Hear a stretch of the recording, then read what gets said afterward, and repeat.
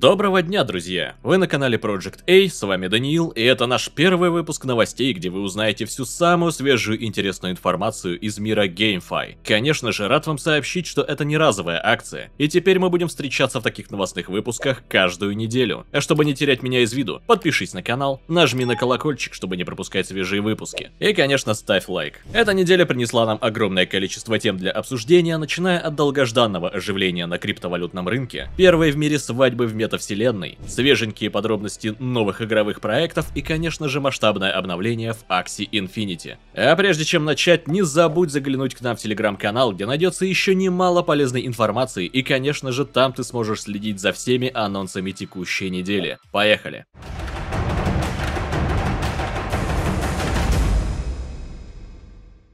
Начать хочется с поистине хороших новостей для всего криптомира, а именно с роста цен на криптовалюты. Стоимость биткоина поднимается выше 42 тысяч долларов и, конечно же, с удовольствием захватывает с собой все остальные альткоины на ту самую To The Moon. Поговаривают, что этот отскок спровоцировала позитивная реакция на рынок труда в Америке. В пятницу стало известно, что количество рабочих мест в экономике США увеличилось на 467 тысяч, хотя, по прогнозам аналитиков, подъем произошел бы только на 125 тысяч из-за нового штамма коронавируса Омикрон. По мнению Сатирио, аналитика брокерской компании Global Block, биткоин может столкнуться с сильным сопротивлением на уровне 44-45 тысяч долларов, поскольку неопределенность на фондовом рынке сохранится. И мы, конечно же, порадуемся этой новости, но не очень громко, так как в российском правительстве планируют законопроекты по регулированию криптоиндустрии. И, возможно, наша радость спровоцирует действовать их немножко быстрее, кто знает.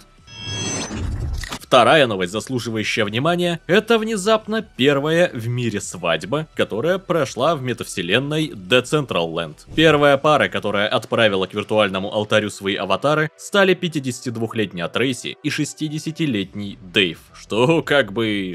ничего себе. Впечатляет и возраст, и место, и размах. За организацию такого мероприятия молодоженам, ну или не совсем, неважно. В общем, пришлось им заплатить порядка 30 тысяч долларов. Все могло обойтись и в десятку, но понадобились дополнительные настройки, чтобы все присутствующие получили аватары, похожие на себя в реальной жизни. А было их немало. В церемонии бракосочетания пары из Аризоны участвовали представители суда, свидетели и около 2000 гостей. Было организовано 2 церемонии одновременно и в реальном мире, и в виртуальном, что в целом отличная идея, учитывая эпидемиологическую ситуацию в мире, так что берите на заметку. В общем-то, как там говорится, счастье молодым.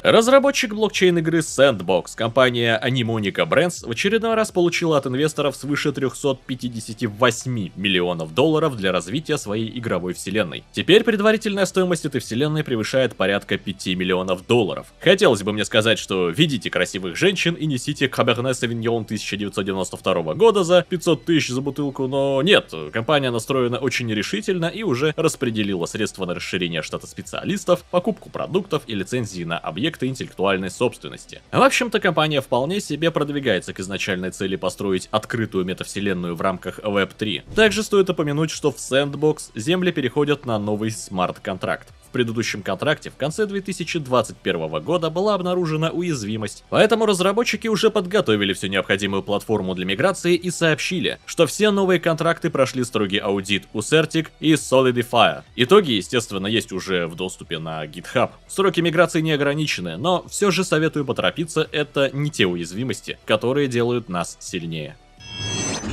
Южнокорейский разработчик City Labs выпустит игровой проект с Play to Earn по мотивам суперпопулярного YouTube-видео и детской игры Baby Shark. Выход проекта листинг токена на биржах нацелен на первую половину 2022 года. Собственно, игра уже сейчас присутствует на Android и iOS. Рассчитана она на детскую аудиторию и предлагает самым маленьким геймерам выполнять различные задания и получать награды. Вскоре разрабы добавят возможность зарабатывать, и насколько это будет успешная идея, пока говорить рано. К сожалению, в мире GameFi уже немало заскамившихся проектов, и судя по актуальной аудитории, это вполне может пойти той же дорожкой.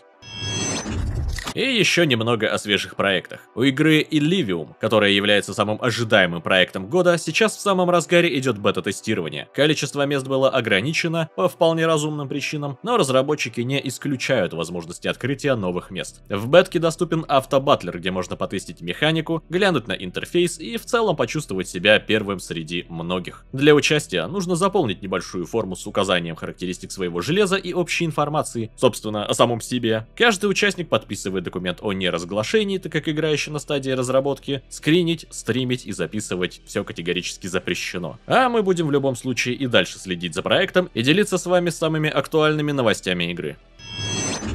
В Мир 4 8 февраля вышел новый патч. Основные изменения коснулись NFT персонажей, а именно, они теперь будут подвергаться фризу каждый раз после загрузки и отмены лока. Время фриза составит 5 дней, и смена серверов через пути странника будет заблокирована. Также в игре появится новый босс Адский Демон-паук Крукан. Игроки могут войти в оковы Абаддона через портал, расположенный в Тайной Небесной долине. Заявленное время появления по понедельникам в 23:00, но стоит помнить, что оно зависит от регионального времени сервера. Максимальное количество участников 400 игроков. Кстати, на нашем канале скоро выйдет обзор на Мир 4, так что еще раз напомню вам про колокольчик. Ну и последняя по очереди, но не последняя по значению, любимая Axie Infinity. Новости этой игры, как, знаете, первый снег. Все ждут 1 декабря, а он выпадает когда хочет, и когда уже никто не ждет. Разрабы анонсировали начало 20-го сезона с откровенно топовой новостью об отмене фарма SLP в режиме приключений. А как говорится, всего хорошего криптофермы и филиппинские дети. Также уберут дейлик, а структура вознаграждений на арене изменится кардинально. Уменьшится количество банок, но при этом увеличится лидерборд до 300 000 участников, что позволит многим фармить Аксиес. Снова вернут возможность собирать банки на рейтинге ниже 800. И достаточно серьезно переделают систему энергии, дабы увеличить спрос на более слабых Аксий. Также в недалеком будущем разработчики ведут косметику и модернизацию Аксий, по всей видимости, как и еще одна система сжигания SLP, что хорошо повлияет на экономику игры. В общем-то, все эти новости звучат не хуже, чем рост битка, и дают надежду многим игрокам, которые разве что бабушки Джихов в Одноклассниках не писали с просьбой спасти внутриигровой токен. Кстати, если не смотрели ролик по Аксиям, ссылочка будет в описании. На этом все, друзья. Спасибо вам за просмотр. Не забывайте подписываться на наш канал, оставлять ваши реакции в виде комментариев и лайков, залетать в телегу и, конечно же, до новых встреч. Пока.